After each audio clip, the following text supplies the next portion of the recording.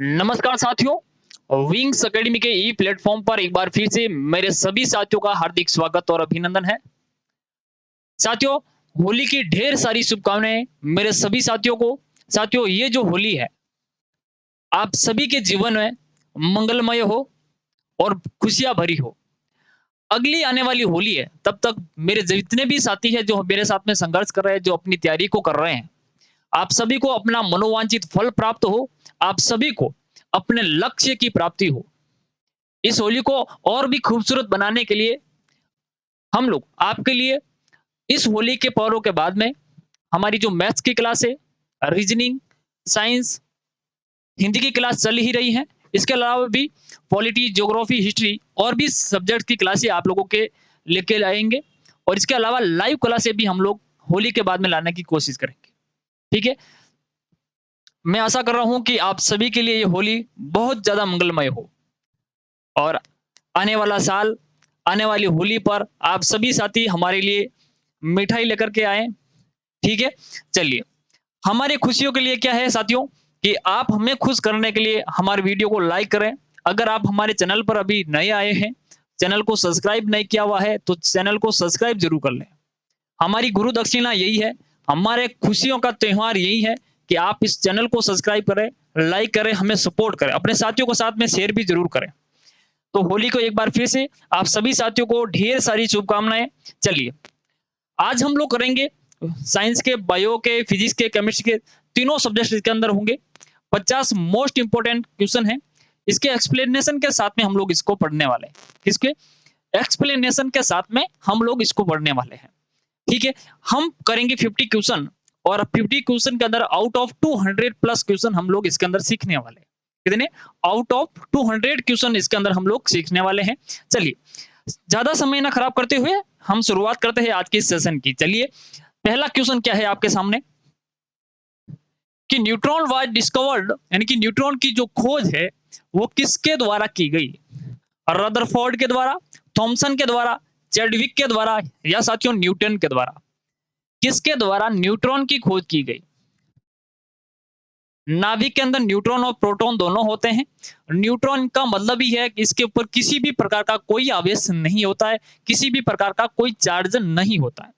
ठीक है साथियों, जो न्यूट्रॉन की खोज की गई थी, किसने की थी? न्यूट्रॉन की जो खोज है वो चैडविक के द्वारा की गई।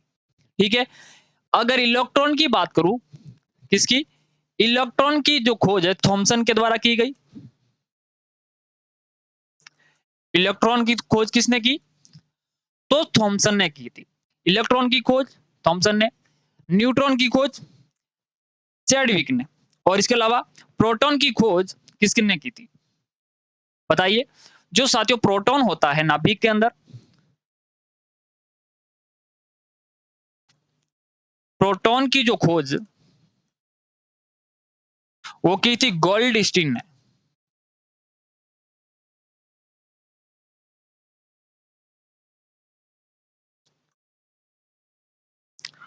प्रोटॉन की खोज किसके द्वारा की गई? तो गोल्डस्टीन के द्वारा खोज की गई, लेकिन चैडविक ने इसने क्या था? नाम दिया था। ठीक है, न्यूटन, इन्होंने ग्रेविटी की खोज की थी, यानी गुरुत्वाकर्षण बल की खोज न्यूटन साहब ने की थी। न्यूटन किसका मात्रक है? तो बल का मात्रक है। ये भी पॉइंट्स आप लोगों को ध्यान में रखना है। चलिए, अगला क्वेश्चन देखते हैं। रदरफोर्ड ने किसकी प्रोटीन का नामकरण किया था? खोज तो गोल्डस्टीन ने की थी। ठीक है, चलिए अगला क्वेश्चन क्या है? The shortest unit of length is, यानी कि सबसे छोटी इकाई इसमें से बतानी है, लंबाई की सबसे छोटी इकाई इसमें से कौन सी होगी? माइक्रोन, नैनोमीटर, एंगस्ट्रम या फिर फर्मी मीटर? फर्मी मीटर है, फर्मी मीटर।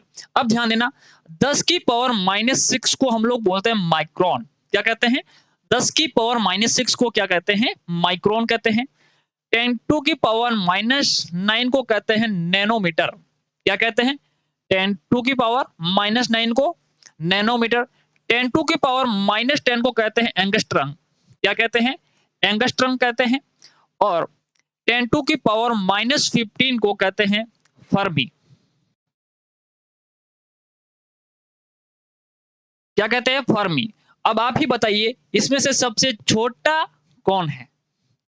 अब मार्क्स के हिसाब से सबसे छोटा जो लंबाई का मात्रक है क्या हो जाना चाहिए 10 की पावर -6, लेकिन साथियों गलत हो जाएगा। ये माइनस में है, अगर यहाँ पर प्लस में होता तो अलग बात होती। यहाँ पर माइनस में है, तो माइनस के अंदर वही संख्या सबसे छोटी होती है जिसके अंदर नंबर ऑफ क्या है ज्यादा होती है पावर के अंदर। तो -15 ज्यादा है, तो -15 ज्यादा है, तो इसलिए सबसे छोटी इकाई यहाँ पे क्या हो जाएगी, तो फर्मी मीटर हो जाएगी। क्या हो जाएगी, फर्मी मीटर। पॉइंट क्लियर हुआ कि नहीं हुआ? देखिए 1 अपॉन क्या लिखेंगे इसको 10 की पावर 15 पॉजिटिव हो जाएगी। अब यहाँ पे पॉइंट लगाएंगे, अब इसके आगे 0 0 0 0 ऐसे करेंगे कितने 14 बार, फिर ये लिखेंगे, तो सबसे छोटा ये हुआ ना। चलिए पॉइंट समझ में आया कि नहीं आया आप लोगों को? चलिए अगला क्वेश्चन देखते हैं। तो यहाँ का सही, इस क्वेश्चन का जो सही आंसर क्या हो जाएगा, फर्मी मीटर। चलिए अगला क्वेश्चन देखते हैं। Curie is the unit of, curie किसकी इकाई है? रेडियोधर्मिता की, टेम्परेचर की, हीट की, या फिर एनर्जी यानी कि ऊर्जा की? बताइए साथियों, इसका सही जवाब क्या होगा? देखिए साथियों, आपको बहुत कुछ वैल्यू मिलने वाली इस वीडियो के अंदर। अगर आपने अभी तक लाइक का बटन नहीं दबाया ना, तो लाइक जरूर दबा देना। सब्सक्राइब नहीं किया चैनल को तो सब्सक्राइब भी कर लेना। देखिए इसका पैसा नहीं लगता है, क्या है इसमें से आपका लाइक करते हो, सब्सक्राइब करते हो, तो इससे कोई पैसा नहीं लगता है, लेकिन हमें एक ज्यादा उत्साह मिलता है ताकि हम कुछ बेटर कर सके आप लोगों के लिए, और बेटर से बेटर कंटेंट भी लेके आ सके। चलिए अब रेडियो ध्वनिता की जो इकाई है वो है क्यूरी। क्या है क्यूरी? क्यूरी जो रेडियो ध्वनिता की जो खोज है वो किसके द्वारा की गई थी? तो हेनरी बेक्यूरेल ने। वैज्ञानिक का क्या नाम आता है? हेनरी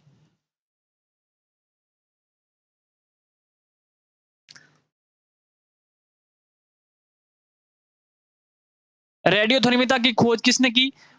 तो हेनरी बेक्यूरेल ने की। किसने की? हेनरी बेक्यूरेल ने की थी। इसलिए इसको बेक्यूरेल भी कहते हैं, इसकी इकाई के रूप में क्या करते हैं, बेक्यूरेल भी लिखते हैं, कभी क्यूरी भी लिखते हैं। तो इस क्वेश्चन के बारे में ध्यान रखना। टेम्परेचर यानी कि तापमान, जिसके अंदर हम केल्विन, सेल्सियस, रोमर इसको यूज करते हैं। उष्मा, हीट एंड एनर्जी, ऊर्जा। चलिए अगला क्वेश्चन देखते हैं। तो इसका सही जवाब क्या हो जाएगा? क्यूरी किसकी इकाई है? तो रेडियो ध्वनिता की। खोज किसने की? तो हेनरी बेक्यूरेल ने। चलिए अगला क्वेश्चन क्या है? वैक्यूम या हवा में प्रकाश की गति क्या होती है? देखिए यहाँ पे थोड़ा सा करेक्शन कर दीजिए।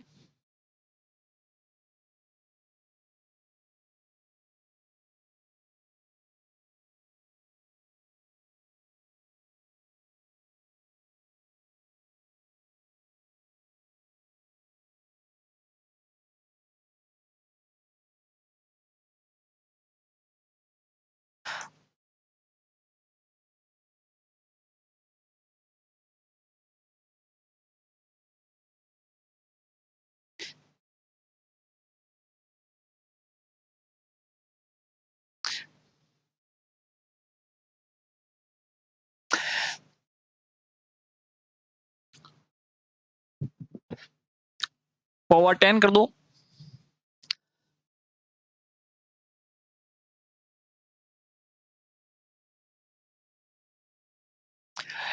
नाइन इंटू टेन टू की पावर 10, 3 × 10 टू की पावर 8 मीटर पर सेकेंड, 3 × 10 टू की पावर 9 मीटर पर सेकेंड, या फिर 2 × 10 टू की पावर 2 मीटर प्रति सेकंड। तो इसमें से सही जवाब क्या होगा? जो प्रकाश की चाल है, यानी जो लाइट की जो चाल होती है साथियों, वो होती है आपका 3 × 10 टू की पावर 8 मीटर पर सेकंड। ये जो बी ऑप्शन है आपका सही जवाब होगा। प्रकाश की चाल होती है निर्वात में, और हवा के अंदर क्या होती है 3 × 10 टू की पावर 8 मीटर पर सेकंड होती है। क्या होती है? 3 × 10 टू की पावर 8 मीटर पर सेकंड होती है। इस क्वेश्चन के बारे में इतना पॉइंट्स आपको ध्यान में रखना है। काफी इंपोर्टेंट, बहुत बार एग्जाम के अंदर पूछा हुआ क्वेश्चन है। कार्य की इकाई क्या है? The unit of work. हम लोग कार्य को किसके अंदर मापते हैं? जूल के अंदर, न्यूटन के अंदर, या वॉट के अंदर, या फिर डाइन के अंदर? चलिए बल का मात्रक होता है क्या? न्यूटन होता है। वॉट क्या होता है? और डाइन क्या होता है? 1 न्यूटन बराबर 10⁵ डाइन के बराबर होता है। पॉइंट याद रखना, ये क्वेश्चन के अंदर पूछा हुआ क्या रिलेशन इन दोनों के बीच में? 1 न्यूटन 10⁵ डाइन के बराबर होता है। डाइन एक सीजीएस पद्धति का मात्रक है, इकाई है। ठीक है, तो कितना होता है 10 टू की पावर 5 डाइन के बराबर। वॉट किसका मात्रक होता है? वॉट होता है शक्ति का मात्रक। किसका? पावर का मात्रक क्या होता है? वॉट होता है। वॉट को हम लिखते हैं जूल प्रति सेकंड।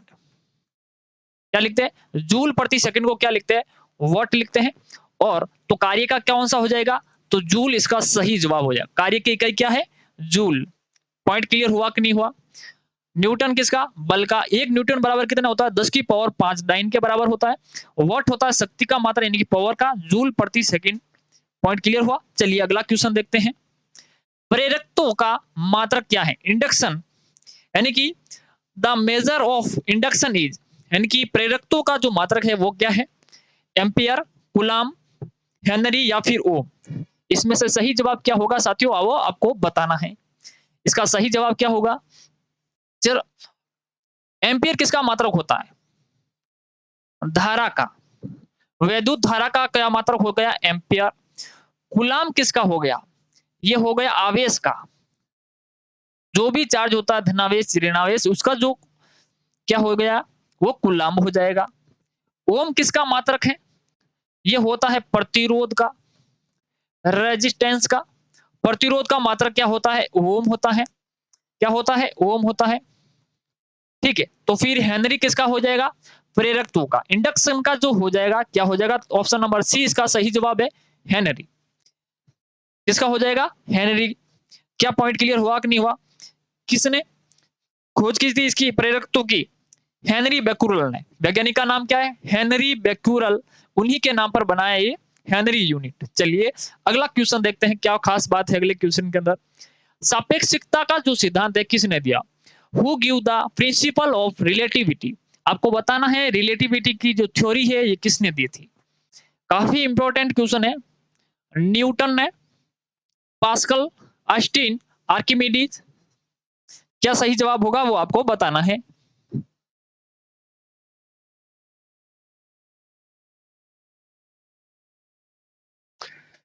बताइए।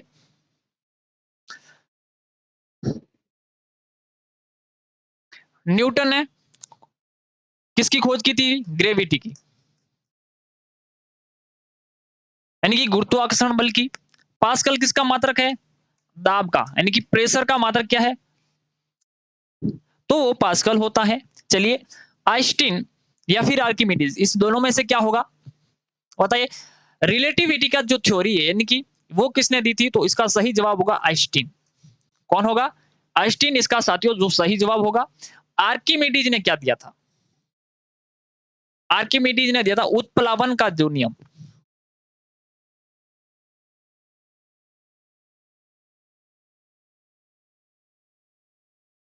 उत्प्लावन का सिद्धांत यानी कि किसी भी लिक्विड के अंदर कोई हम लोग बाल्टी वगैरह डालते हैं, पानी की जो बाल्टी हम टांके से भरते हैं, तो हमें वो पानी के अंदर जब बाल्टी जाती है तो हम बहुत हल्का वेट होता है।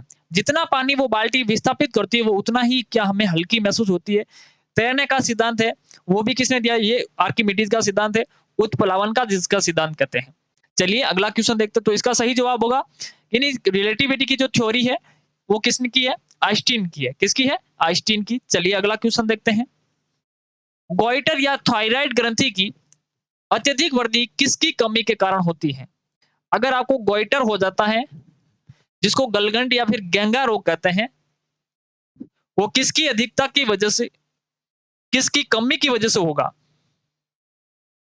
आयोडीन की वजह से, लोहा आयरन की वजह से, कैल्शियम या फिर पोटेशियम। सही जवाब क्या होगा ये आपको बताना है।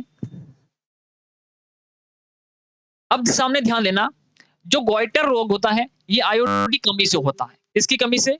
आयोडीन की कमी से। हमारा जो ब्लड होता है, क्या हमारा जो ब्लड यानी कि रक्त होता है, इस रक्त के अंदर क्या होती है? हीमोग्लोबिन होती है। क्या होती है? हीमोग्लो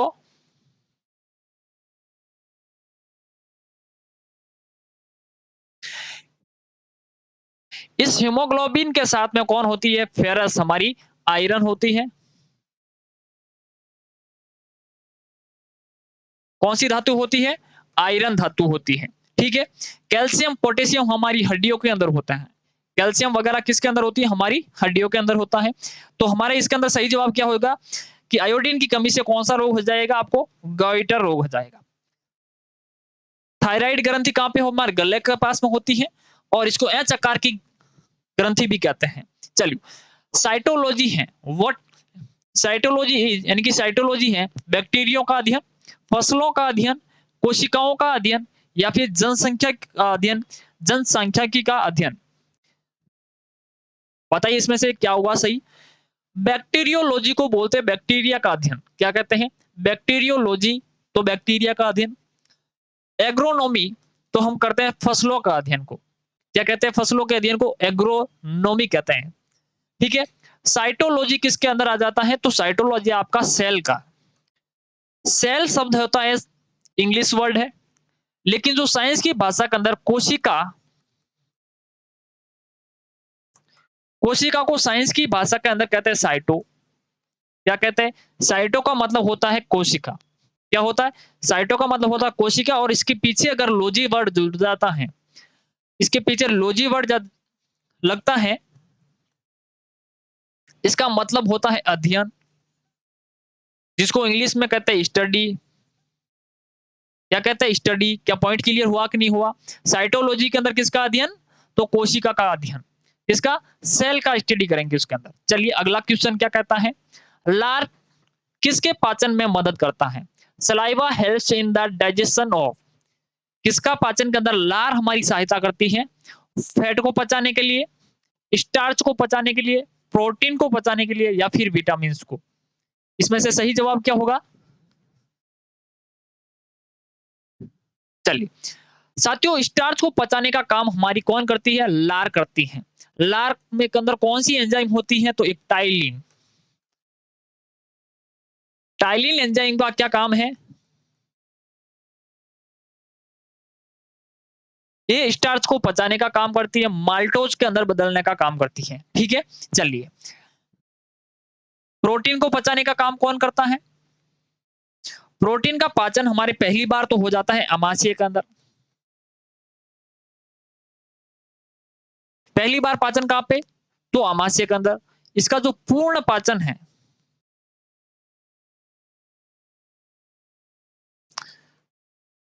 पूर्ण पाचन वो होता है छोटी आंत के अंदर, स्मॉल इंटेस्टाइन के अंदर। कार्बोहाइड्रेट, प्रोटीन, वसा तीनों का पूर्ण पाचन कहां पे होगा? छोटी आंत के अंदर। ठीक है। कार्बोहाइड्रेट का पाचन कहां से स्टार्ट हो जाता है? मुख से स्टार्ट हो जाता है। ठीक है। प्रोटीन का कहां से? अमाशय से। और फैट का आपकी छोटी आंत के अंदर ही होता है। ये पॉइंट आपको ध्यान में रखना है। चलिए अगला क्वेश्चन देखते हैं।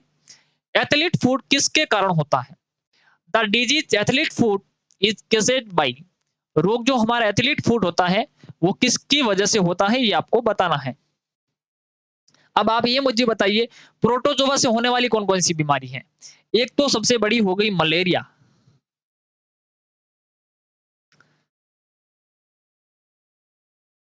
मलेरिया किसकी वजह से होता है? प्रोटोजोआ की वजह से। वायरस की वजह से कौन सा रोग होगा? एड्स, एचआईवी की वजह से। ठीक है। जीवाणु की वजह से कौन सा हो जाता है? हेजा है, टाइफाइड है, और भी बहुत सारी बीमारी है जो हम लोग जब चैप्टर पढ़वाएंगे उस समय आपको डिटेल के अंदर जब भी क्लास लेंगे, अब थ्योरी की क्लास लेंगे अब होली के बाद में, तब वहां पे हम लोग इसको डिटेल के अंदर पढ़ेंगे। और एथलीट फूड होता है वो फंगी की वजह से होता है, कवक की वजह से होता है। किसकी वजह से होता है? कवक की वजह से होता है। चलिए अगला क्वेश्चन देखते हैं। ब्लड इज, यानी कि रक्त है, एक कनेक्टिव टिश्यू है या फिर उपकला उत्तक है? ये उपरोक्त तो दोनों, बोथ ऑफ द अबव या नन ऑफ द अबव, यानी इसमें से कोई नहीं। सही जवाब क्या होगा ये आपको बताना है। तो साथियों, जो ब्लड होता है ये कनेक्टिव टिश्यू होता है। ब्लड कैसा होता है? कनेक्टिव लिक्विड टिश्यू होता है। रक्त तरल संयोजी ऊतक होता है। कैसा? तरल संयोजी ऊतक।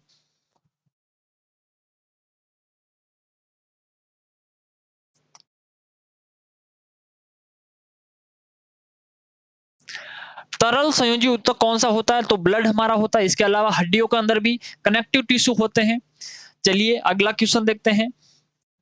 जंतु कोशिका के किस हिस्से को पावर हाउस कहा जाता है?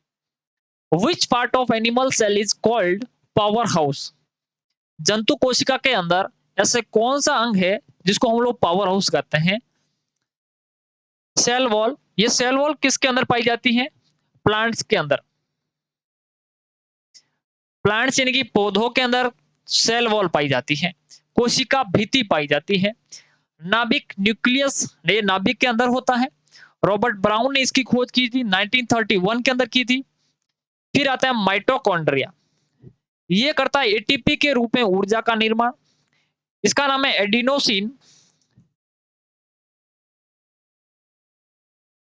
Adenosine triphosphate.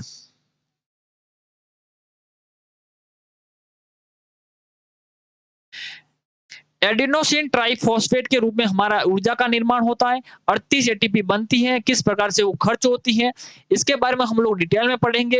होली के बाद में इसकी क्लास थ्योरी के रूप में भी लेंगे और उसके बाद में एमसीक्यू भी करेंगे।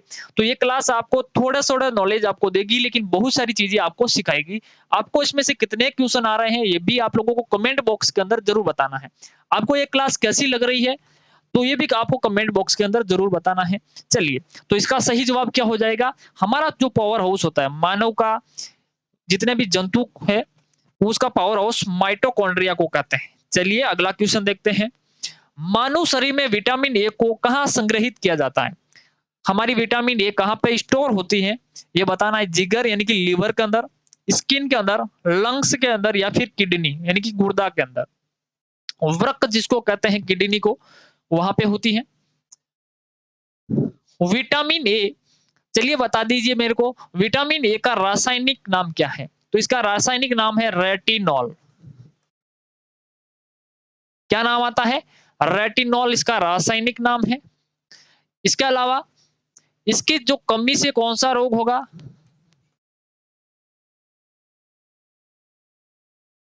तो रतौंधी हो जाता है। कौन सा रोग होगा?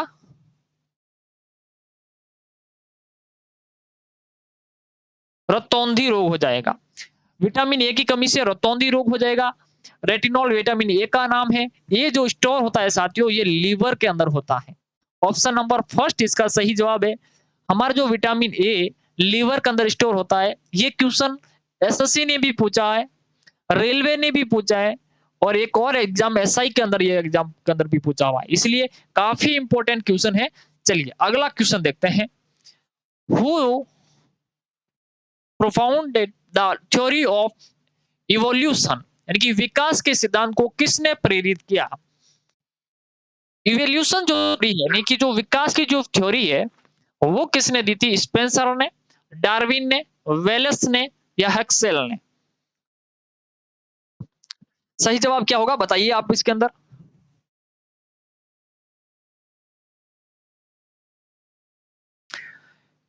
ये इवोल्यूशन जो थ्योरी है साथियों ये किसके द्वारा दी गई थी? ये डार्विन के द्वारा। यानी कि विकास का जो सिद्धांत है किसके द्वारा दिया गया था? ये डार्विन के द्वारा दिया गया था। चलिए अगला क्वेश्चन क्या कहता है। निम्न में से किसे मार्स गैस कहते हैं? इसमें से कौन सी मार्स गैस है ये बताना है। सीओ को कहते हैं कार्बन कार्बन मोनोऑक्साइड।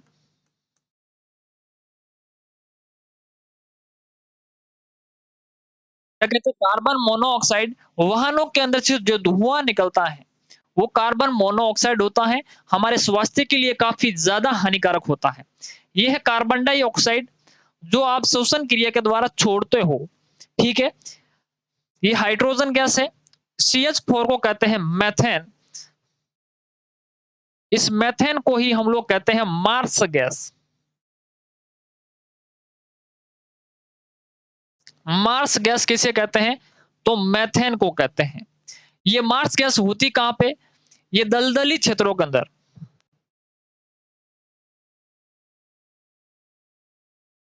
जहां पर दलदल होती है उस क्षेत्र के अंदर ये मार्स गैस होती है।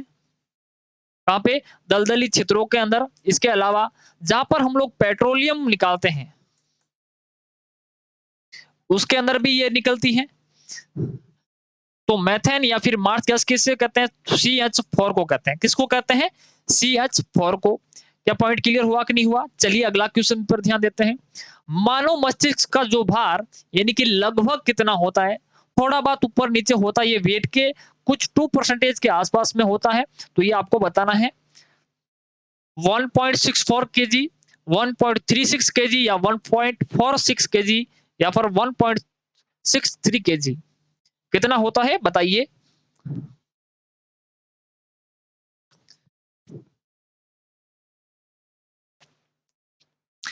साथियों इसका जो सही जवाब है वो है 1.46 केजी। ऑप्शन नंबर सी इसका सही जवाब है। ठीक है, चलिए अगला क्वेश्चन देखते हैं क्या कहता है अगला क्वेश्चन।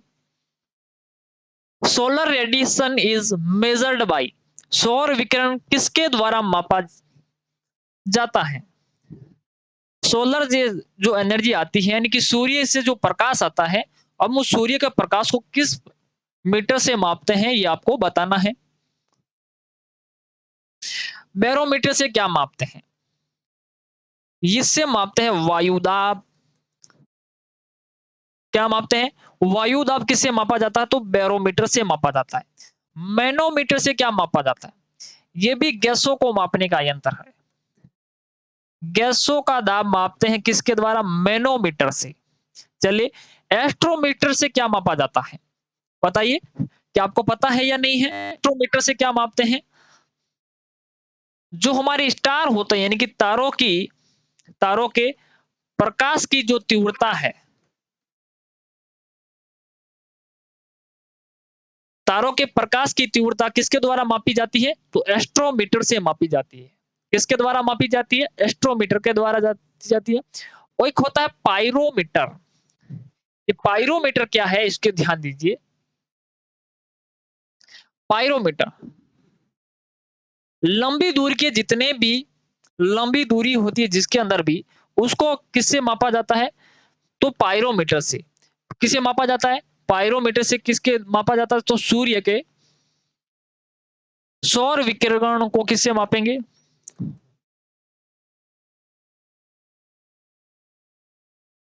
सौर विकिरण को मापने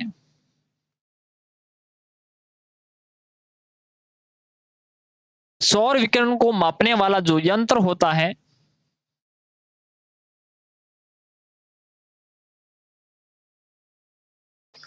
उसको कहते हैं पायरोमीटर। क्या कहते हैं? पायरोमीटर कहते हैं। दूर की जितनी भी वस्तुएं होती हैं, कितने दूर की जो भी वस्तु होती है जहां पर हमारी पहुंच नहीं हो पाते हैं हम लोग, सूर्य हमसे कितना दूर है, अब उसके टेम्परेचर को आपको हमें मापना है। हमें अगर उसको मापना टेम्परेचर को, उसका अंदर तापमान कितना है, तो इसका यूज करेंगे तो पायरोमीटर का करेंगे। इसका करेंगे पायरोमीटर का। चलिए अगला क्वेश्चन क्या है? एक्सरे का आविष्कार किसने किया? X-ray was invented by X X-ray का जो आविष्कार है वो किसके द्वारा किया गया?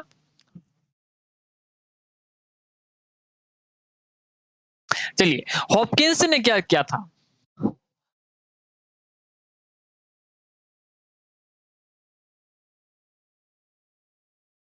ब्लैक होल जो सिद्धांत है साथियों, ब्लैक होल सिद्धांत, ब्लैक होल जो सिद्धांत है वो किसके द्वारा किया खोज की गई थी? तो हॉपकिंस के द्वारा। एक्स रेज जो किरणें होती हैं, इनकी खोज किसने की? तो रोंटगन ने की। मार्कोनी ने क्या किया था?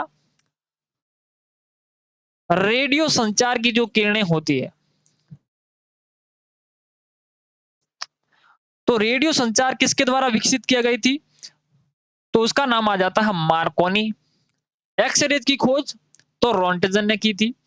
ब्लैक होल सिद्धांत किसने दिया? तो हॉपकिंस ने दिया था। तो इसका सही जवाब क्या हो जाएगा? एक्सरे किरणों की जो खोज है और रोंटगन ने की थी। आविष्कार किसने किया था? रोंटगन ने। चलिए अगला क्वेश्चन देखते हैं। निम्न में से किसकी निम्नतम प्रतिरोधकता होती है? सिलिकॉन की, चांदी, नाइक्रोम या फिर एबोनाइट? सिलिकॉन क्या होती है? बताइए सिलिकॉन, सिलिकॉन क्या होती है?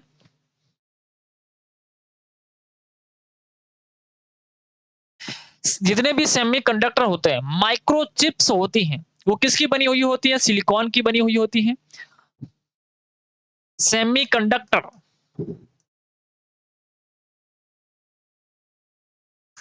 माइक्रोचिप,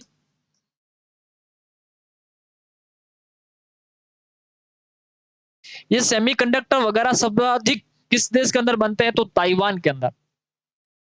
हीरो प्रोडक्ट है उस देश का, ताइवान का, ये सेमीकंडक्टर। सारी इकोनॉमी इस सेमीकंडक्टर सिलिकॉन के ऊपर ही चलती है उनकी। ठीक है। नाइक्रोम क्या है? ये निकल और क्रोमियम की मिश्र धातु है। किसकी? Nickel plus chromium. Nickel plus chromium की जो मिश्र धातु कौन सी है? नाइक्रोम है। एबोनाइट क्या है? What is the ebonite? आपके जो विद्युत के जो प्लग होते हैं, प्लग किसके बने हुए होते हैं? एबोनाइट के बने हुए होते हैं।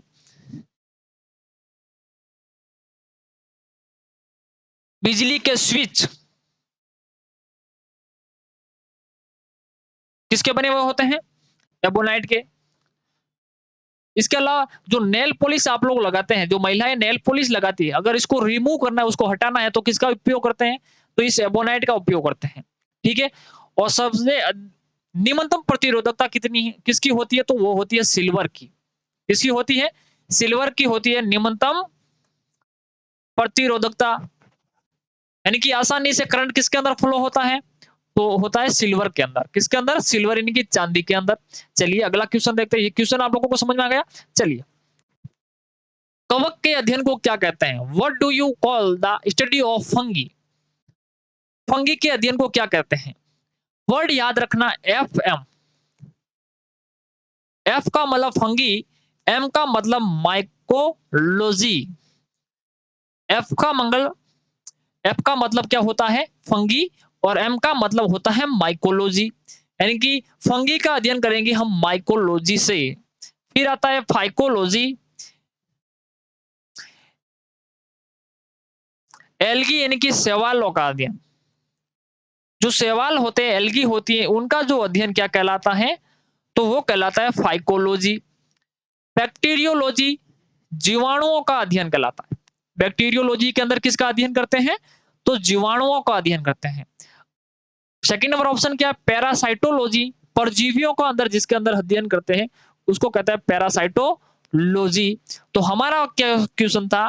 कवक के अध्ययन को क्या कहते हैं? तो F M, fungi mycology. Option number first इसका क्या हो जाएगा? सही जवाब। क्या ये क्वेश्चन आप लोगों को समझ में आया कि नहीं आया? काफी इंपॉर्टेंट है। जितने भी लॉजी वाले वर्ड है, लॉजी का अर्थ होता है स्टडी यानी कि अध्ययन करना, और जितने भी इंपॉर्टेंट वर्ड्स बनते हैं हर एग्जाम के अंदर ऐसे वर्ड्स पूछे जाते हैं। तो एक लिस्ट बनाइए, सारे क्वेश्चन को लिखिए इस प्रकार से, जो एक वर्ड का, वन वर्ड के अंदर भी ये चीजें काम आती है, इंग्लिश का अगर आपको पूछा जाता है, और साइंस के अंदर भी ये काम आती है। ये दोनों जगह पे काम आने वाले शब्द हैं। तो लॉजी वाले जितने भी वर्ड है, अगर आपके सिलेबस के अंदर इंग्लिश है तो भी पढ़िए, अगर साइंस है तो भी पढ़िए। चलिए अगला क्वेश्चन देखते हैं। पादप कोशिका भित्ति किसकी बनी हुई होती है? Plant cell wall is made of cellulose की, शर्करा की, फ्रुक्टोज की, या फिर सुक्रोज की? सही जवाब क्या होगा? साथियों, जो सेल वॉल होती है यानी कि कोशिका भित्ति,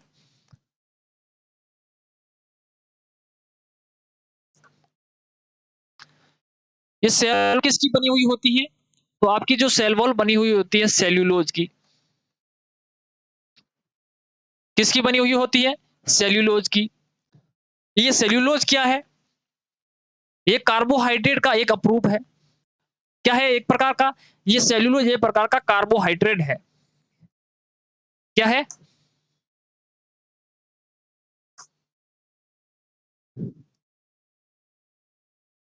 कार्बोहाइड्रेट है। और कार्बोहाइड्रेट के अंदर भी कौन सा है ये? तो पॉलीसेकेराइड है।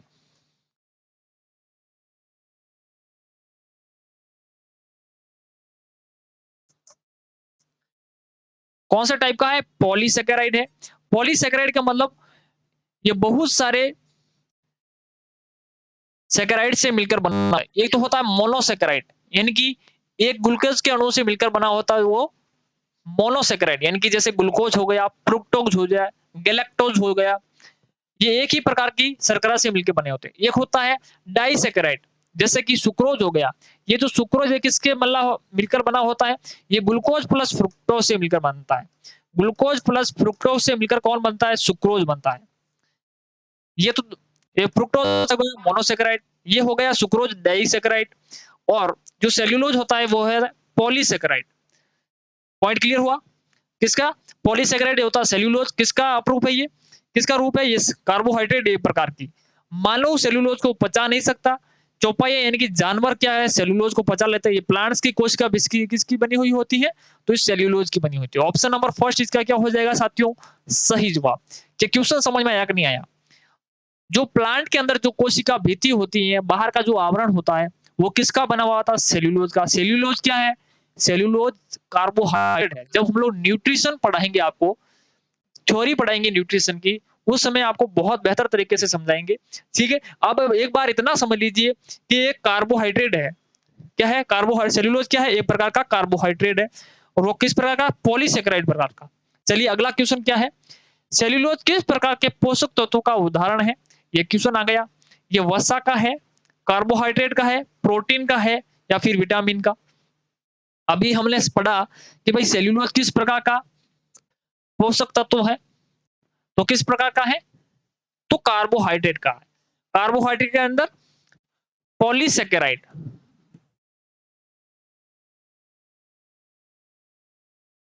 बहुत सारे ग्लूकोज के अणु इसके अंदर जुड़ करके मिलने हुए होते हैं। तो सेकेराइड किसका है? पॉलीसेकेराइड का अणु है। कौन? सेल्यूलोज। किसका अणु है? पोषक तत्व तो कार्बोहाइड्रेट का है। चलिए अगला क्वेश्चन देखते हैं। सबसे छोटा फूल वाला पौधा कौन सा है? वल्फिया, लेमना, अजोला या फिकस? सही जवाब क्या होगा? इसके अंदर आपको बताना है सबसे छोटा जो फ्लावर्स होता है, फूल होता है, वो क्या है? The smallest flowering plant is.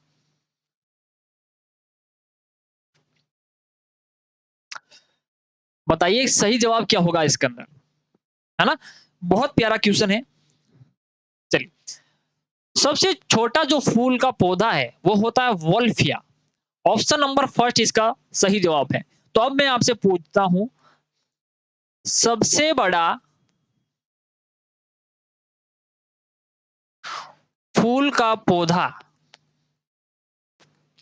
उसका नाम क्या है? उसका नाम है रेफलेसिया।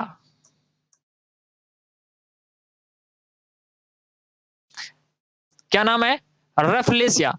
इसकी जो फ्लावर्स की जो हाइट है लगभग 3 फीट के आसपास होती है। सारे फ्लावर से जैसे गुलाब हो गया, उसके अंदर गुलाब की खुशबू आती है। मोगरा का फूल हो गया, मोगरा का जो फ्लावर्स होगा मोगरे की सुगंध देता है। लेकिन ये रेफलेसिया ऐसा फ्लावर्स है, एक तो इसकी हाइट भी इतनी बड़ी होती है, और ऊपर से ये जो इसकी स्मेल होती है, इसकी जो सुगंध होती है, गंध होती है, वो बहुत बैड होती है, बहुत बुरी होती है। कैसी होती है? बहुत बुरी है। कोई व्यक्ति, मर्द व्यक्ति कैसा होता है, यानी कि जो लाश के अंदर से किस प्रकार कोई डेड बॉडी अगर पड़ी है और 2-3 दिन से बड़ी है, इसके अंदर जैसी स्मेल निकलती है, उस प्रकार की स्मेल किसके अंदर होती है? इस रेफलेसिया के अंदर होती है। इस रेफलेसिया फूल के अंदर, यानी कि जो फ्लावर्स होता है इसके अंदर बहुत दुर्गंध होती है। ठीक है, चलिए अगला क्वेश्चन देखते हैं। लंबाई की सबसे छोटी इकाई, ये वाला क्वेश्चन हम लोगों ने कर दिया। एक बार आप खुद बताइए कौन सा सही होगा? माइक्रोन किसे कहते हैं? 10⁻⁻⁶। नैनोमीटर 10⁻⁻⁹ को। एंगस्ट्रम 10⁻⁻10 को कहते हैं एंगस्ट्रम। ठीक है, फर्मी 10⁻⁻15 को। तो इसका सही जवाब क्या हो जाएगा? ऑप्शन नंबर डी इसका सही हो जाएगा, फर्मीमीटर। चलिए अगला क्वेश्चन देखते हैं। एक प्रकाश वर्ष किसकी इकाई है? समय की, दूरी की, प्रकाश की चाल की, या फिर प्रकाश की? बताइए इसके अंदर क्या होगा सही जवाब? क्वेश्चन नंबर कौन सा है ये? 26 नंबर। बताइए।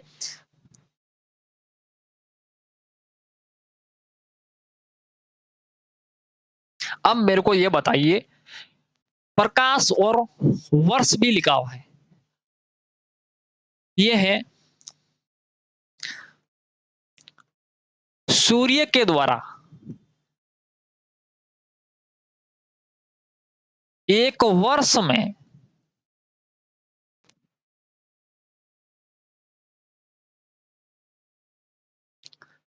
तय की गई दूरी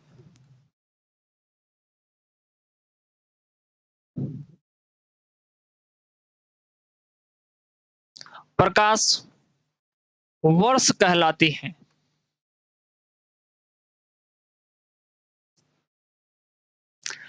सूर्य के द्वारा एक वर्ष में तय गई जो दूरी होती है उसको प्रकाश वर्ष कहते हैं।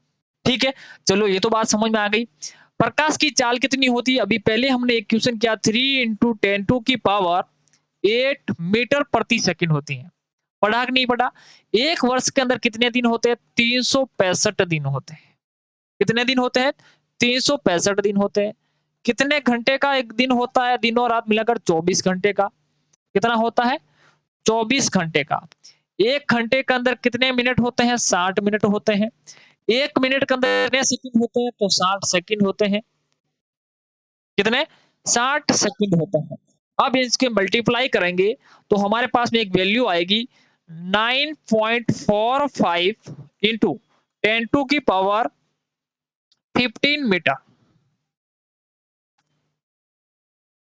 प्रकाश एक वर्ष के अंदर कितनी चाल दूरी तय कर लेता है? 9.45 इंटू 10 टू की पावर 15 मीटर। ये सूर्य के द्वारा एक वर्ष के अंदर तय की गई दूरी होती है। ठीक है, प्रकाश की चाल कितनी होती है? 3 इंटू 10 की पावर 8 मीटर प्रति सेकंड। ये भी आप लोगों को ध्यान में रखना है। तो ये वाला चीज समझ में आ गई? आई कि नहीं आई? चलिए और भी चीजें सीखते हैं। एक होती है एस्ट्रोनॉमिकल यूनिट, एयू, खगोलीय इकाई कहते हैं इसको।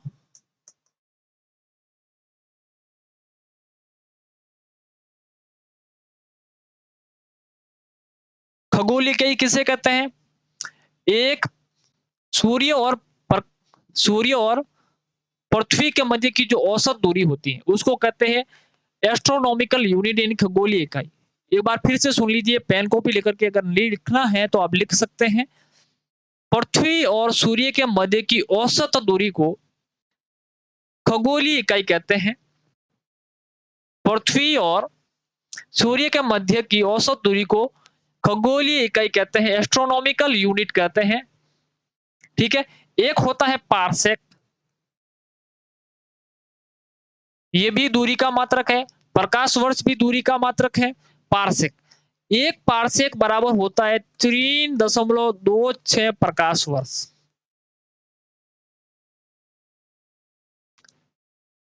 3.26 प्रकाश वर्ष होता है। अब आप मेरे को बताइए कि दूरी का सबसे बड़ा मात्रक कौन सा है? दूरी का सबसे बड़ा मात्रक है पारसेक, फिर है आपका प्रकाश वर्ष, लाइट ईयर, लाइट ईयर, उसके बाद है एस्ट्रोनॉमिकल यूनिट। पॉइंट क्लियर हुआ कि नहीं हुआ? दूरी का सबसे बड़ा मात्रक कौन सा है? तो आपका पारसेक होगा। उसके बाद में प्रकाश वर्ष, उसके बाद में खगोलीय इकाई होगा। पॉइंट क्लियर हुआ कि नहीं हुआ? चलिए अगला क्वेश्चन देखते हैं। तापमान की एसआई इकाई क्या है? What is the SI unit of temperature? क्या होगी? केल्विन, जूल, सेल्सियस या फिर फ़ारेनहाइट? बताइए।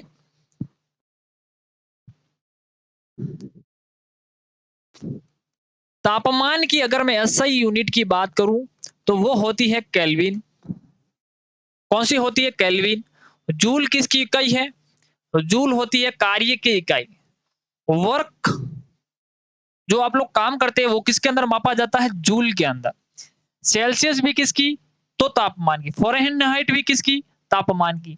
एक आता है रोमर, ये भी तापमान की इकाई होती है। रोमर, इसको भी आप लोगों को ध्यान में रखना है। तो इसका ऐसा ही इकाई तो केल्विन ही है। ठीक है, चलिए अगला क्वेश्चन क्या है? भोजन की ऊर्जा किस इकाई द्वारा मापी जाती है?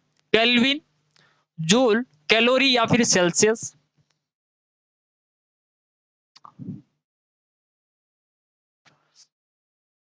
केल्विन किसकी इकाई? तो तापमान की। अभी हम लोगों ने पढ़ा तापमान की ऐसा इकाई तो केल्विन। जूल किसकी इकाई? कार्य की। वर्क की इकाई क्या? जूल हो गई। कैलोरी किसके अंदर मापते हैं हम? जो भोजन भोजन की जो ऊर्जा होती है वो मापते हैं कैलोरी के अंदर। सेल्सियस भी क्या है? हमारी जो बॉडी का जो टेम्परेचर है, तापमान की एक इकाई है। यहाँ पर सही जवाब क्या होगा? तो कैलोरी इसका सही जवाब होगा। कैलोरी हम जो भोजन करते हैं, जो उसकी ऊर्जा के रूप में हमें मिलता है, वो कैलोरी के अंदर मापा जाता है। चलिए अगला question. SI unit of power of lens. Lens की क्षमता का एसआई इकाई क्या है? डेसिबल, डायोप्टर, डिग्री या फिर मीटर? डेसिबल के अंदर मापते हैं हम लोग ध्वनि। इंग्लिश में बोले तो साउंड।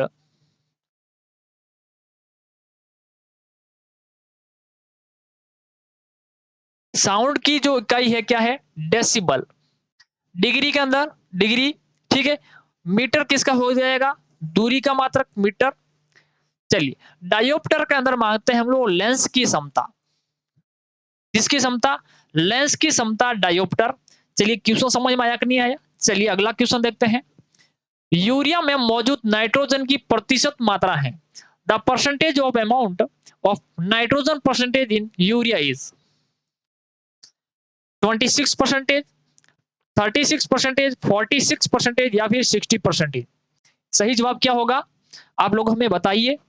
साथियों अगर अभी तक आप लोगों ने इस वीडियो को लाइक नहीं किया ना, तो जरूर लगा दीजिए। इससे आपका कोई पैसा नहीं खर्च होगा।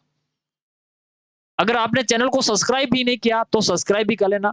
अगर आपको किसी ने शेयर नहीं किया तो शेयर भी जरूर कर लेना। आपके शेयर से हमें बहुत खुशी मिलती है। हमारे लिए एक एक सब्सक्राइबर बहुत कीमती है। ठीक है। चलिए तो यूरिया के अंदर जो साथियों जो नाइट्रोजन होती है वो होती है 46%। कितनी होती है? 46% होती है। एसएससी रेलवे का बहुत फेवरेट क्वेश्चन है ये। ठीक है। चलिए अगला क्वेश्चन देखते हैं।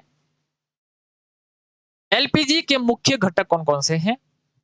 एलपीजी यानी कि लिक्विफाइड पेट्रोलियम गैस। क्या है? Liquefied petroleum gas. इनके घटक कौन कौन से हैं? मेथेन, एथेन और हेक्सेन। मीथेन, एथेन और नोनेन। मीथेन, प्रोपेन और ब्यूटेन या फिर ब्यूटेन, एथेन और हेक्सेन। तो जो एलपीजी का जो मुख्य घटक होता है साथियों, वो होती है एक आपकी ब्यूटेन, एक होती है एथेन और एक होती है हेक्सेन।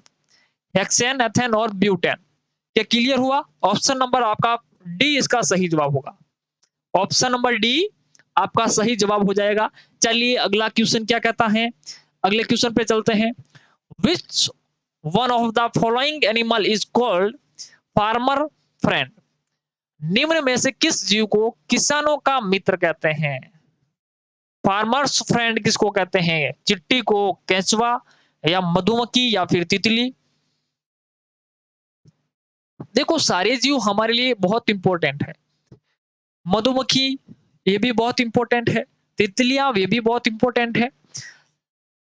तो केंचुए को कहते हैं साथियों किसानों का मित्र। ये क्या करते हैं? जमीन को अंदर क्या है, जितने भी सड़े गले पत्ते होते हैं उनको खुदाई करते हैं, खाते हैं इनको।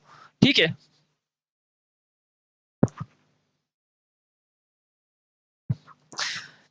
केंचुआ। और जमीन को क्या रखता है? मारवाड़ी भाषा के अंदर एक वर्ड आता है पोला रखना। ठीक है। कौन सा वर्ड है? पोली रखना, यानी कि उसके जो प्लांट्स होते हैं उनको क्या आराम से क्या मिल सके? हवा मिल सके। जमीन के अंदर क्या है? हवा मिल सके। चलिए अगला क्वेश्चन देखते हैं। तो इसका जो सही जवाब क्या हो जाएगा? तो केंचुआ इसका सही जवाब हो जाएगा। किसान का मित्र किसे कहेंगे? केंचुए को कहते हैं। चलिए अगला question. Which of the following is used for the ripening of fruits? यानी कि निम्न में से किसका प्रयोग फलों को पकाने में किया जाता है? मैथिलीन का, एथिलीन का, एसीटोन का या साथियों मेथेन का? क्या होगा सही जवाब इसका?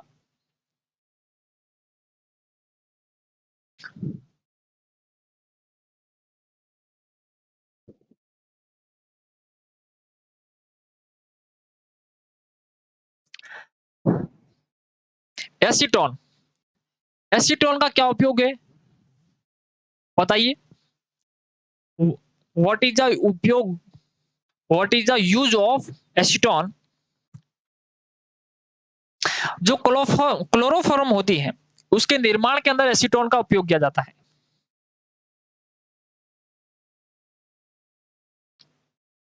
क्लोरोफॉर्म के निर्माण में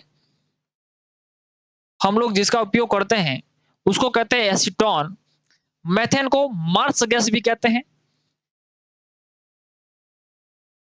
मार्स गैस किसे कहते हैं? मेथेन को। सूत्र क्या है? CH4।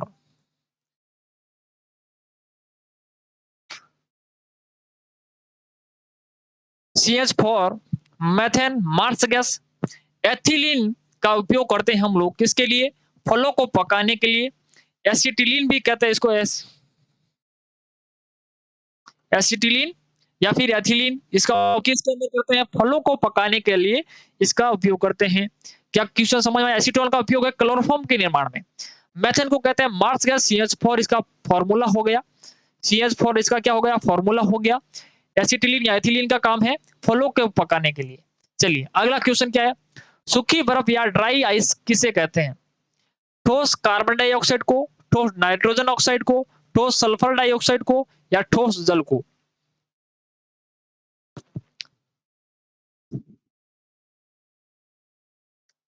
जो साथियों कार्बन डाइऑक्साइड गैस होती है, अगर इसको यानी कि सॉलिड फॉर्म होती है उसकी, उसकी जमी हुई अवस्था होती है तो वो एक जमे हुए बर्फ के समान दिखती है। तो इसलिए किसको कहते हैं?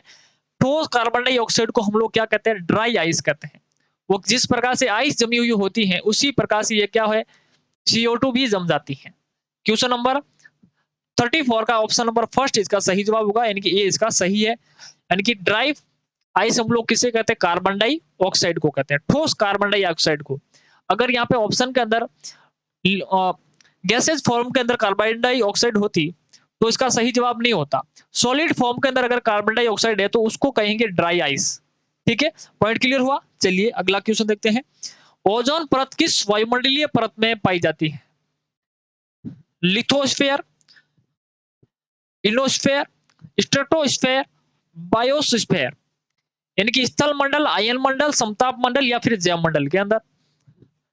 ओजोन, तो ओजोन कैसे बनती है? एक तो O2 के साथ में अगर ऑक्सीजन और मिल जाती है तो बन जाता है O3। O3 को ही कहते हैं हम ओजोन। क्या कहते हैं? ओजोन। ओजोन को जो मापने का जो यंत्र है, ओजोन मापने का जो यंत्र है उसको कहते हैं डॉब्सन। क्या कहते हैं? डॉब्सन से क्या मापे जाते हैं? डॉब्सन से ओजोन की परत मापी जाती है। डायोप्टर से लेंस की क्षमता मापी जाती है। डेसिबल से ध्वनि की मात्रा मापी जाती है। देखो डी 3 बता रहा हूं।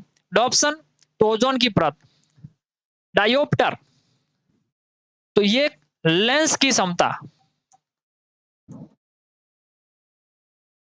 लेंस की क्षमता किससे मापेंगे? डायोप्टर से। एक होती है डॉप्सन, डायोप्टर, और डेसिबल। डेसिबल से हम लोग क्या मापते हैं? ध्वनि। जो साउंड को मापते हैं उसके अंदर डेसिबल, डायोप्टर तो लेंस की क्षमता, डॉप्सन मापते हैं हम लोग ओजोन। पॉइंट क्लियर हुआ कि नहीं हुआ? समझ में आना चाहिए आप लोगों को। और ये ओजोन परत होती है साथियों, ये होती है आपका स्ट्रेटोस्फेयर के अंदर, यानी कि समताप मंडल के अंदर होती है। कौन सी? ओजोन परत। इसको O3, इसको मापने का जो इकाई है उसको कहते हैं डॉप्सन। मापने की इकाई को क्या कहते हैं? डॉप्सन। ये बहुत इंपॉर्टेंट है क्योंकि इसके अंदर कंफ्यूजन हो जाता है डॉप्सन, डायोप्टर एंड डेसिबल के अंदर। तो तीनों को आप लोगों को याद रखना है, तीनों पॉइंट्स को आपको विशेष तौर से ध्यान रखना है। ठीक है, चलिए अगले क्वेश्चन पर। तो इसका सही जवाब हो जाएगा ऑप्शन नंबर सी, स्ट्रेटोस्फेयर के अंदर। विच of the following constitutes highest percentage of green house gases? निम्न में से कौन सी गैस ग्रीन हाउस गैस का मुख्य घटक एंड मेन कंपोनेंट है? मुख्य घटक कौन सा है ग्रीन हाउस गैस का? Ethane, methane, propane, carbon dioxide. बताइए ग्रीन हाउस गैस के अंदर सबसे मुख्य घटक कौन है, मेन कौन है? वैसे भी मेथेन भी है इसके अंदर, एथेन भी होगी थोड़ी बहुत, प्रोपेन भी है ग्रीन हाउस गैसों के अंदर। तो इसके अंदर जो मुख्य घटक है, अगर मैं बात करूं, अगर अगर इसको मैं ग्रीन हाउस गैसेस कहूं तो इसके अंदर जो सबसे बड़ा 60% जो पोर्शन होता है, कितना 60% जो पोर्शन होता है वो होता है CO2 का। यानी कि कार्बन डाइऑक्साइड गैस का होता है सबसे बड़ा कंपोनेंट, यानी कि ग्रीन हाउस गैस के अंदर मुख्य घटक कौन सा हो गया? कार्बन डाइऑक्साइड हो गया। इसके अलावा CH4 हो गया, नाइट्रस नाइट्रस ऑक्साइड हो गई, और भी बहुत सारी गैसें हैं, मेथेन, एथेन, ब्यूटेन, प्रोपेन, तो बहुत सारी चीजें हैं इसके अंदर और भी। ठीक है, तो मुख्य कौन सी हो गई? तो कार्बन डाइऑक्साइड, ये है आपकी CH4 है ना, मेथेन हो गई, नाइट्रस ऑक्साइड हो गई, SO2 हो गई, कौन सी? SO2,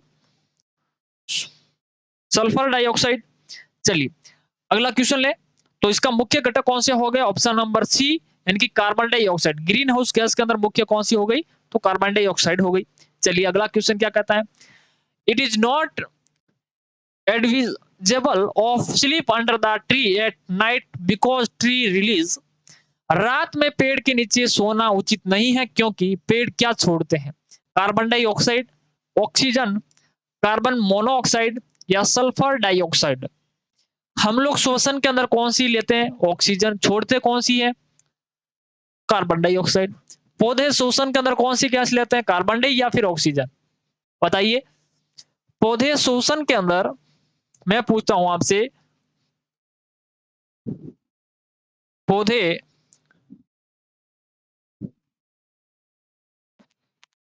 श्वसन में कौन सी गैस लेते हैं?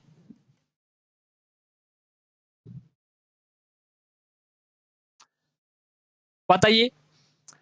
पौधे भी श्वसन के अंदर ऑक्सीजन ही लेते हैं और छोड़ते कौन सी है? कार्बन डाइऑक्साइड ही छोड़ते हैं। लेकिन फोटोसिंथेसिस करते हैं, यानी कि प्रकाश संश्लेषण अभिक्रिया करते हैं क्लोरोप्लास्ट के अंदर, तो उस समय वो कौन सी गैस लेते हैं? CO2। कौन सी लेते हैं? जिस समय वो भोजन बनाते हैं, यानी कि जो फोटोसिंथेसिस करते हैं, उस समय कौन सी गैस लेते हैं? तो कार्बन डाइऑक्साइड। रात के समय क्या है? फोटोसिंथेसिस तो होता नहीं, प्रकाश संश्लेषण अभिक्रिया होती नहीं, पौधा अपना भोजन बनाता नहीं, तो वो क्या करता है? ऑक्सीजन लेगा और कार्बन डाइ छोड़ेगा। आप तो इतू से हो, पौधा इतना बड़ा है, पौधे को ज्यादा ऑक्सीजन चाहिए कि आपको ज्यादा चाहिए? पौधा इतना बड़ा है तो ज्यादा ऑक्सीजन वो कलेक्ट कर लेगा वहां से, तो उसके नीचे ज्यादा क्या रहेगी? Carbon dioxide. क्या रहेगी? Carbon dioxide. तो इसलिए कहते हैं कि रात के समय प्लांट के नीचे, यानी कि पौधों के नीचे नहीं सोना चाहिए, क्योंकि पौधे क्या छोड़ते हैं? रात के समय पौधों के नीचे उचित नहीं है, क्योंकि पौधे कौन सी गैस छोड़ते? तो कार्बन डाइऑक्साइड। कौन सी छोड़ते हैं? Carbon dioxide. Option number first इसका सही हो जाएगा। कौन सा? Option number first. Carbon monoxide कौन सी छोड़ते हैं? गाड़ियों का धुआं। सल्फर डाइऑक्साइड, ये भी जहरीली गैस है एक प्रकार की। चलिए अगला क्वेश्चन देखिए। पीलिया नामक अंग का प्रभावी लक्षण है। जो पीलिया रोग होता है, आपको जॉइंडिस हो जाता है, आपको जॉइंडिस हो जाता है, तो इससे कौन सा अंग आपका प्रभावित होता है? किडनी, यकृत, अग्नाशय या फिर थायराइड? बताइए सही जवाब क्या होगा इसके अंदर?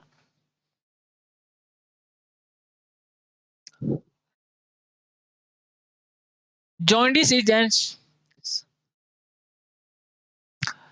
पीलिया से कौन सा अंग प्रभावित होता है? तो इसके अंदर होता है लीवर। कौन सा होता है? लीवर। लीवर के बहुत सारे काम है भाई।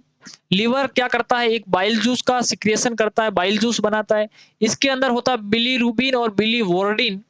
इस बिलीरुबिन और बिलीवर्डिन की मात्रा क्या हो जाती है? बढ़ जाती है। इस पीलिया के अंदर ये प्रभावित हो जाता है। और बिलीवर्डिन और बिलीवर्डिन अगर बढ़ते हैं तो आपका जो शरीर है वो कैसा दिखाई देने लगता है? पीला, नाखून पीले हो जाते हैं, आपका चेहरा भी पीला-पीला दिखाई देने लगता है। तो इसके अंदर कौन प्रभावित होता है? जॉन्डिस के अंदर तो आपका लीवर प्रभावित होता है। कौन होता है? लीवर प्रभावित होता है।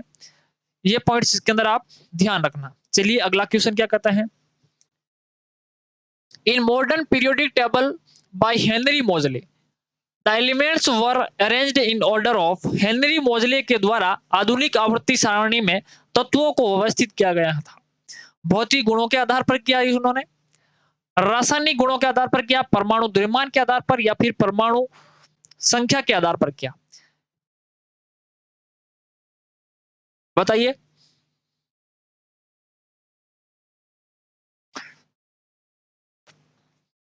सही जवाब क्या होगा बताइए इसके अंदर। मेंडलीव का देखते हैं सबसे पहले।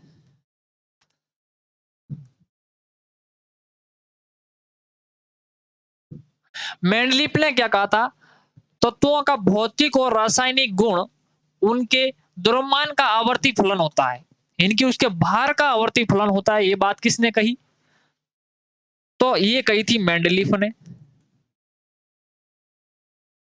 तत्वों का भौतिक और रासायनिक गुण उनके द्रव्यमान के गुणनफल या आवर्ती फलन के बराबर होता है, ये बात किसने कही, तो मेंडलीव ने कही। लेकिन आधुनिक जो हमारी आवर्त सारणी है वो परमाणु क्रमांक के आधार पर है, परमाणु संख्या के आधार पर है। तो उनका जो परमाणु संख्या के आधार पर किसने व्यवस्थित किया था, तो हेनरी मोजले ने। तो ऑप्शन नंबर डी इसका सही जवाब होगा। और मेंडलीव की जो आवर्त सारणी है वो परमाणु भार के आधार पर थी, किसके आधार पर, उसके द्रव्यमान के आधार पर थी। ठीक है, पॉइंट समझ में आया। चलिए अगला क्वेश्चन क्या कहता है, सिरका में कौन सा एसिड पदार्थ पाया जाता है, जो सिरका यानी कि विगेनर होता है, विनेगर होता है, विनेगर विगेनर के विगेन विनेगर होता है, विनेगर के अंदर कौन सा अम्ल होता है, कौन सा एसिड होता है ये बताना है।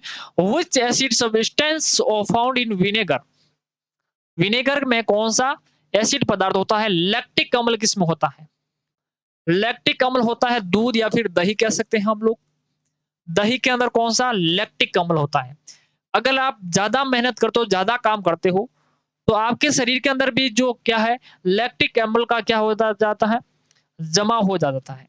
तो आपको बहुत ज्यादा क्या हो जाती है, थकान हो जाती है, किसकी वजह से, इस लैक्टिक अम्ल के बनने की वजह से। आप ज्यादा वर्किंग करोगे तो लैक्टिक अम्ल क्या होगा, ज्यादा बनेगा, लैक्टिक अम्ल ज्यादा बनेगा तो आपको थकान ज्यादा होगी, इसके लिए आपको रिलैक्स करना पड़ेगा, आराम करना पड़ेगा। ठीक है, तो लैक्टिक अम्ल कहां पे होता है, किसमें, तो दही में। साइट्रिक अम्ल होता है नींबू के अंदर, कहां पे होता है, नींबू के अंदर साइट्रिक अम्ल। मैलिक अम्ल की बात करूं तो ये होता है सेब के अंदर, किसके अंदर, एप्पल के अंदर, एप्पल के अंदर कौन सा होता है, तो मैलिक अम्ल। तो फिर विनेगर, तो विनेगर के अंदर होता है एसिटिक अम्ल, क्या होता है, विनेगर के पास में कौन सा अम्ल, तो एसिटिक अम्ल। क्या क्वेश्चन समझ में आया कि नहीं आया। चारों ऑप्शन आप लोगों को याद रखने हैं, लैक्टिक दूध या फिर दही, जो भी ऑप्शन मिलता है, साइट्रिक तो नींबू, मैलिक तो सेब, और एसिटिक तो विनेगर। समझ में आ गया। चलिए अगला क्वेश्चन देखते हैं। Which organ of the body produce the fluid known as bile, निम्न में से कौन सा अंग पित्त रस का उत्पादन करता है। बहुत इंपॉर्टेंट क्वेश्चन है, बहुत प्यारा क्वेश्चन है। यकृत, अग्ना से, पिता से, गुदा। अगर आप लोगों ने मेरी दो पिछली क्लासें दोनों नहीं देखी है तो आप लोगों को ये क्वेश्चन थोड़ा सा नहीं आ सकता है।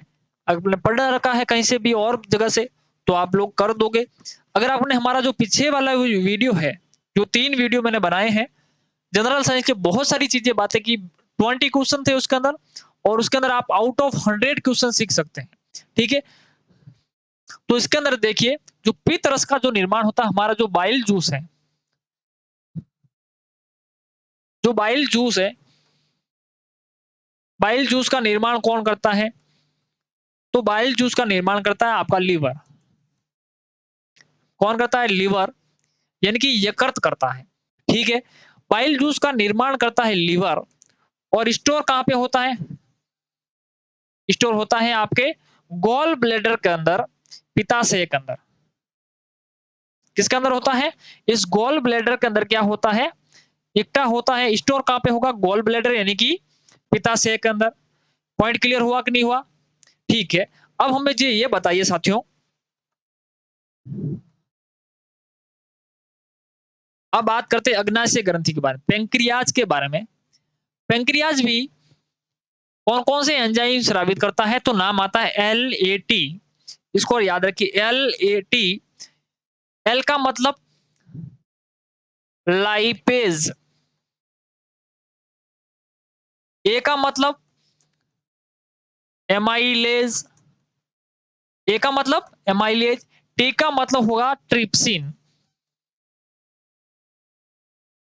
टी का मतलब ट्रिप्सिन। लाइपेज का काम है वसा को पचाना, किसको पचाना, वसा को पचाने का काम करता है लाइपेज। एमाइलेज करता है आपका कार्बोहाइड्रेट पचाने का काम, प्रोटीन को पचाने का काम करता है ट्रिप्सिन। पॉइंट क्लियर हुआ कि नहीं हुआ? ये तीनों एंजाइम कौन निकालता है? अग्नाशय यानी कि पेंक्रियाज। अग्नाशय को हम मिश्रित ग्रंथि भी कहते हैं, क्योंकि ये एंजाइम भी स्रावित करता है और हार्मोन भी स्रावित करता है। हार्मोन कौन से है? Insulin hormone. और एक और हार्मोन है जिसका नाम है ग्लूकागॉन। क्या नाम आता है? ग्लूकागॉन। इंसुलिन की कमी से कौन सा रोग? तो मधुमेह रोग, जिसको हम लोग डायबिटीज कहते हैं। मेलिटस, डायबिटीज मेलिटस वाला। चलिए अगला देखिए क्वेश्चन क्या कहता है। किसी मनुष्य का भार पृथ्वी पर 360 न्यूटन है, तब चंद्रमा पर उसका भार कितना होगा? 60 न्यूटन, 600 न्यूटन, 1000 न्यूटन या फिर 100 न्यूटन? बहुत अच्छा सा क्वेश्चन है साथियों। जो हमारी ग्रेविटेशनल जो फोर्स होता है जो पृथ्वी पर लगता है, उसका 1/6 लगता है कहां पे? चंद्रमा पर। यानी कि यहां पर जो पृथ्वी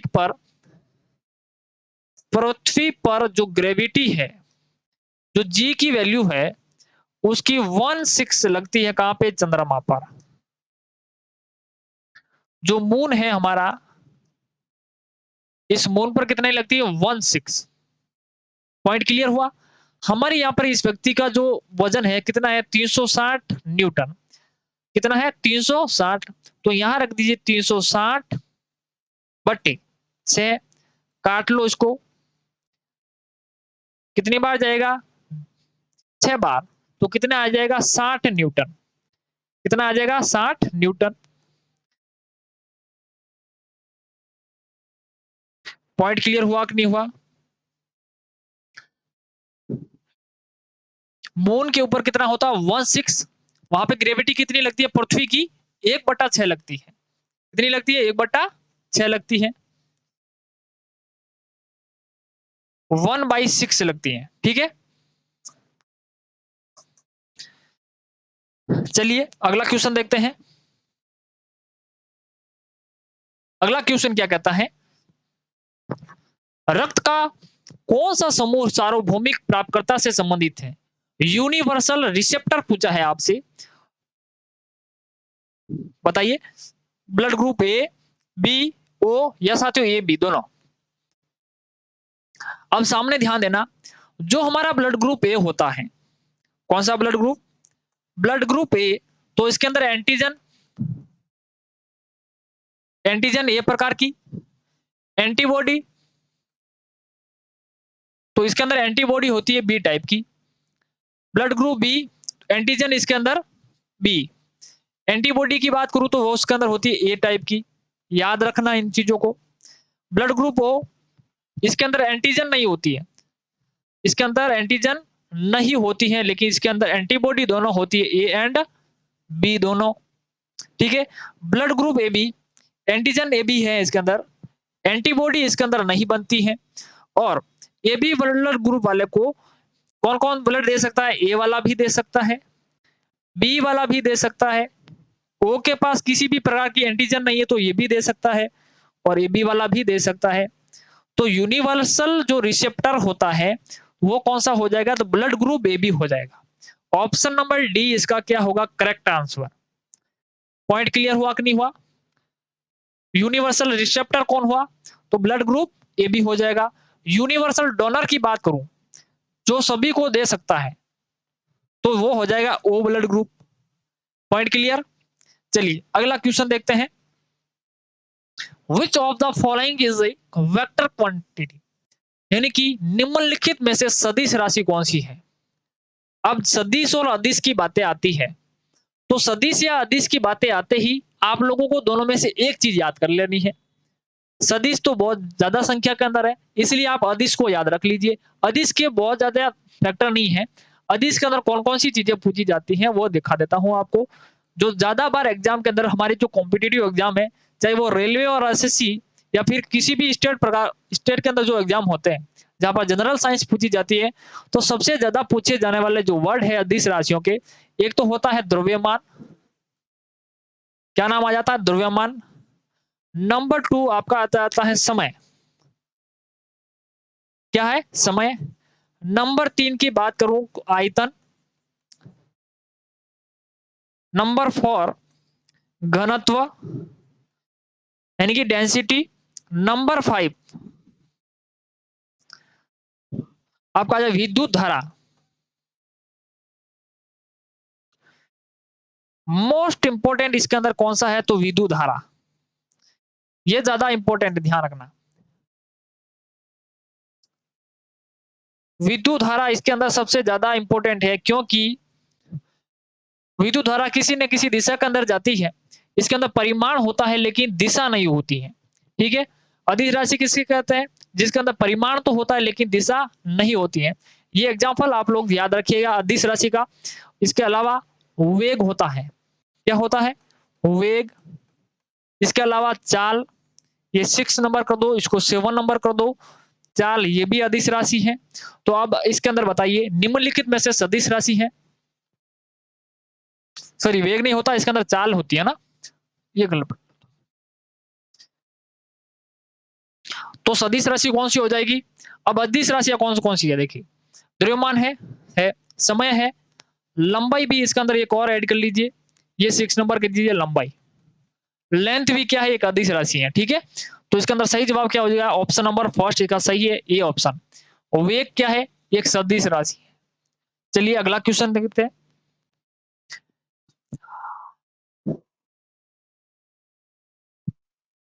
एक अपसारी दर्पण है। अपसारी दर्पण कौन सा होता है? समतल दर्पण, उत्तल दर्पण, अवतल दर्पण या फिर एक सेविंग दर्पण। कॉन्वेक्स, कॉन्वेव या फिर प्लेन मिरर या फिर सेविंग मिरर। अब मेरे को बताइए, समतल दर्पण के अंदर हम लोग क्या देखते हैं? अपना चेहरा। किसका यूज करेंगे? समतल दर्पण का। जब हम लोग सेविंग बनाते हैं तो उस समय किसका उपयोग करते हैं? तो अवतल दर्पण का। ठीक है। और आता है क्वेश्चन, गाड़ियों के अंदर जो शीशे लगे होते हैं, गाड़ियों में साइड मिरर होता है।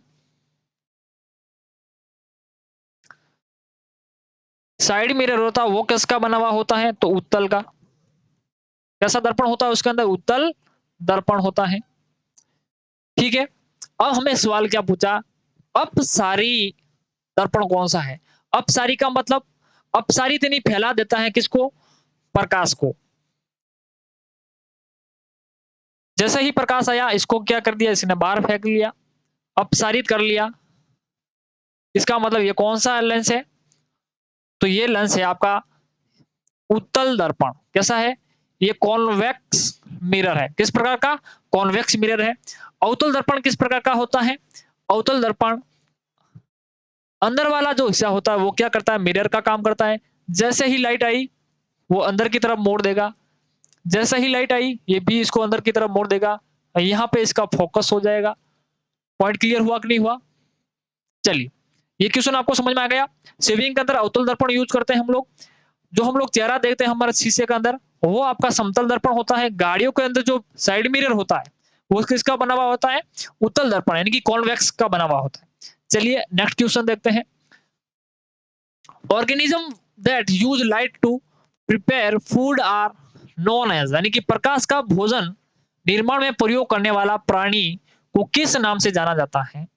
ऐसा कौन सा इस ब्रह्मांड के अंदर प्राणी है जो सनलाइट को क्या करता है? अपने भोजन के रूप में उपयोग करता है। वो सनलाइट से अपना भोजन बनाता है। उसका नाम बताना है आपको। ऑटोट्रोफिक्स, ऑटोट्रॉफ्स, हिट्रोट्रॉफ्स, ओमनिवोर्स या डिकम्पोजर। डिकम्पोजर्स। सही जवाब क्या होगा इसके अंदर? ये आप लोग बताइए। बहुत प्यारा सा क्वेश्चन है। देखिए, इस ब्रह्मांड के अंदर अगर पोषण होता है मात्र 2 प्रकार का होता है। कितने प्रकार का पोषण होगा? तो 2 टाइप से होता है। एक पढ़ते हैं हम लोग ऑटोट्रॉफ।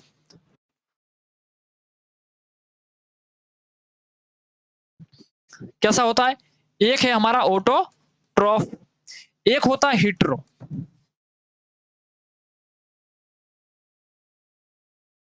एक होता है ऑटोट्रॉफ, एक होता है हिट्रोट्रॉफ। ऑटो का मतलब होता है स्वयं, जो भी मेरे साथी रूम लेकर के रहते हैं, अपना भोजन खुद ही बनाते हैं, सब्जी खुद ही लाते हैं, खुद ही धोते हैं, खुद ही काटते हैं, खुद ही खाना बनाते हैं।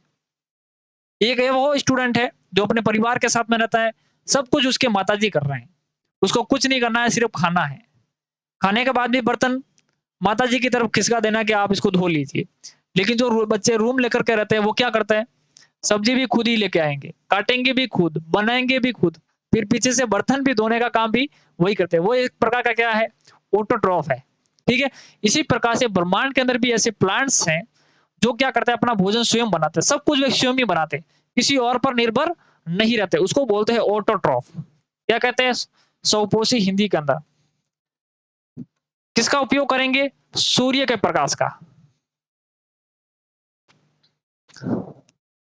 सूर्य के प्रकाश का उपयोग करेंगे और सूर्य के प्रकाश का उपयोग करके अपना भोजन कौन बनाता है? तो जितने भी पौधे हैं, प्लांट्स पे 1 नंबर पर प्लांट्स हो गए, 2 नंबर पे जो शैवाल होती है, शैवाल हो गई, 3 नंबर एक और डाइटम्स हो गए। डाइटम्स हम लोग किसे कहते हैं? ये एल्गी की तरह ही होते हैं, जिसके अंदर 2 कोशिकाएँ होती है, ये समुद्र के अंदर ज़्यादा मिलते हैं, डाइटम्स कहते हैं इसको। क्या कहते हैं इसको? डाइटम्स कहते हैं। नंबर 4 नीली हरी शैवाल। नीली हरी शैवाल। नीली हरी शैवाल किसके अंदर आएगी? तो ऑटोट्रॉफ के अंदर आएगी। नीली हरी शैवाल को एक और नाम से जानते हैं जिसका नाम है साइनोबैक्टीरिया। साइनोबैक्टीरिया किसे कहते हैं?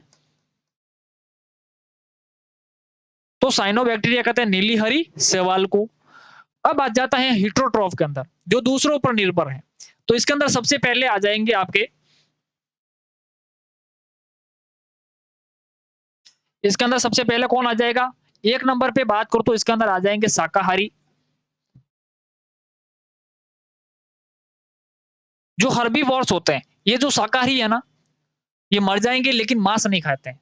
मर जाएँगे लेकिन गाय है, अगर उसको घास मिलेगी तो घास खा लेगी।